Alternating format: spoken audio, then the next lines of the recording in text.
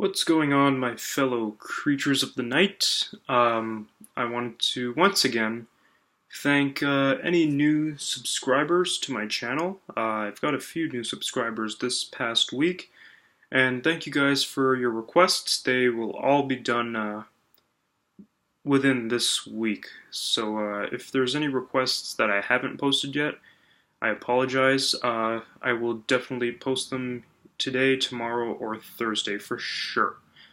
But today, I'm going to talk about one of my favorite albums of all time.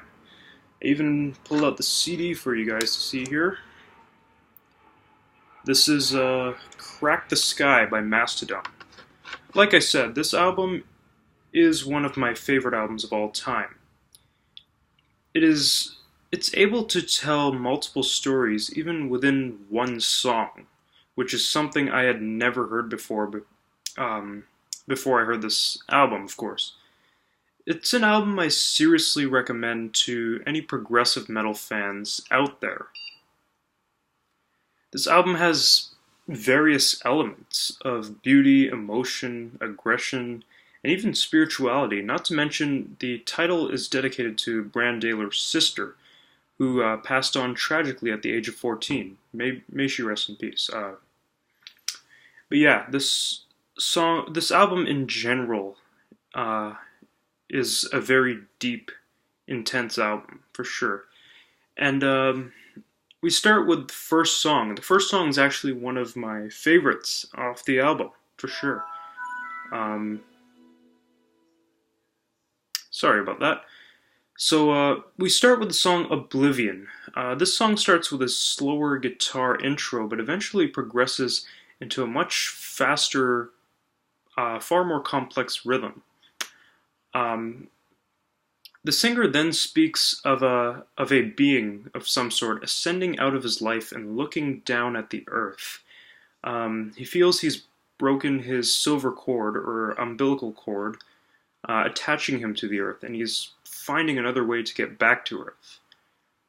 He then goes on to talk about a lost love, possibly Skye, once again Bran's sister, and how he wasn't able to save her from tragically passing away. This song mainly reflects the subject of leaving Earth and not being able to get back, and also the subject of Brandalar's sister. Her name was Skye, and this album is called Crack the Skye, in dedication to her. This song is beautiful. The story this song tells is quite emotional yet deep. The guitar melodies are quite complex and very skilled, and you hear constant change, which is good. We then move on to a song that is definitely more of a faster, heavier pace than Oblivion. The vocals in this song, especially on the verses, are definitely quite heavier, while the chorus is sung in a much more soft matter, or soft form. The song has lots of guitar shredding and quite a cool guitar solo as well. In general, I feel this album tells such a deep story, one that is complex and quite beautiful at the same time. It is definitely a very emotional album, like I said before. It explores some sort of out-of-body experience, such as astral projections, and a lot to do with being in the spiritual realm. Another song I recommend is Quintessence. It is quite the complex melody for sure. But we then move on to a song that has 4 parts.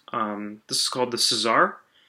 Much like the album, it once again tells a deep and beautiful story, and it's able to tell multiple stories within one song. Well, not really multiple stories, but multiple different subjects in one song. That's why it's in 4 parts, I believe. It's definitely a story with a protagonist and a plot. I'm not going to give away too much because I feel it's a song that you got to go and listen to. It's definitely a song that you should not skip on the album. Well, you really shouldn't skip any songs on the album. They're all absolutely phenomenal and all contribute to the story this album is trying to tell. Then we go on to a much longer song, "The Ghost of Karelia." Karelia. Uh, this song is beautifully cryptic in an extremely deep way. It touches various spiritual subjects, such as the third eye, a symbol for being in a state of consciousness. I believe it's called a chakra. This the song ends with the protagonist being trapped in this uh, endless void. He realizes he is simply not worthy of heaven, and he begins this downward spiral, or this downward fall to hell. It's a very dark yet spiritual song. In a nutshell, the spirit in this song is in a transcended space between heaven and hell, which is super freaky. The spirit is believed to be named Karelia, as the song is entitled "The Ghost of Karelia." The instrumentation in the song, once again, is extremely complex and beautiful. This is truly one of my favorite songs off the album, next to Oblivion. Yeah, then we go on to another favorite song of mine. This song is called "Crack the Skye." The song title, obviously, is the title of the album. This song, like Oblivion, references Brandalar's sister. It definitely references it a lot more, for sure. I want to add on that this song features Neurosis vocalist Scott Kelly, who does a fantastic job on the vocals in this track. Like I said, Oblivion briefly discusses Skye Daler, but this song is heavily based on her. It gets into subjects about her. Things such as the fact that Bran and Skye were very, very close as children, and it's believed that Skye committed suicide at the age of 14. And in this song, Bran is trying to save his sister from going to hell, because in Christian belief, I think it is, suicide is it's a form of some kind of bad act. I'm not entirely religious, so I don't know the entire thing with that. And he's constantly asking his mom not to beg Satan not to let her go to hell. Satan or some sort of dark spirit. It's a very, very emotional song. We then end with "The Last Baron," which is quite a good song as well. It once again depicts that story of a story that has to do with a character or protagonist having some sort of out-of-body experience, such as astral projection and even traveling through space and time. This song gets into a bit into the seventh stage of death. Personally, I believe this album also shows a small representation of the seventh stages of death, due to one of the themes of this album being the passing of Skye Daler. But yeah, that pretty much explains the entire album. Once again, this album has an amazing concept to it. It is one of my favorite albums of all time. Not to mention, I don't know if you can see because of the reflection, the artwork is pretty, it's funny, but it's cool at the same time. You know, there's so many interpretations and conceptual theories about this album that are simply beautiful and quite interesting too. You can go online and read all kinds of beliefs on this album. Once again, I highly recommend this for progressive metal fans. If you haven't listened to it, give the whole album a listen, and you can even talk to me and discuss your own interpretation on the album. I'd love to talk to you guys about that.